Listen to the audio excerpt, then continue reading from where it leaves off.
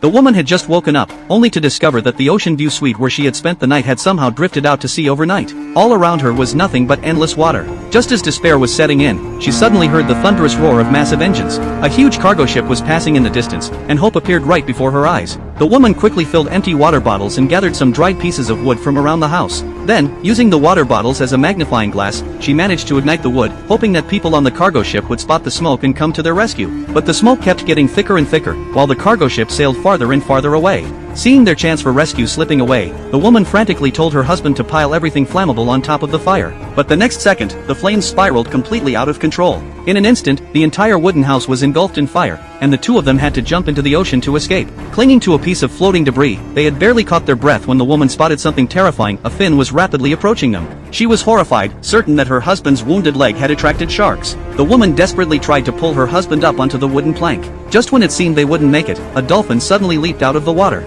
It turned out that what had been drawn to them wasn't a terrifying shark at all, but a pod of curious dolphins. However, her husband had lost so much blood that he collapsed unconscious on the plank. As the woman tried to examine his injuries, the plank beneath them was suddenly smashed apart by a massive shark. The two were separated and began drifting farther and farther apart. The woman's worst fears had come true. Sharks began circling and ramming her husband's piece of debris. In desperation, she grabbed a wooden stick nearby and jumped into the water to rescue him. Her husband struggled to surface and grab hold of the plank in front of him. Just when it looked like he might be saved, a shark underwater suddenly clamped down on his leg. The woman immediately jabbed at the shark with her stick, managing to drive it back temporarily. She quickly pulled her husband onto the plank, but he told her that his leg seemed to have gone completely numb. Would the two of them really have any chance of escaping this deadly patch of ocean?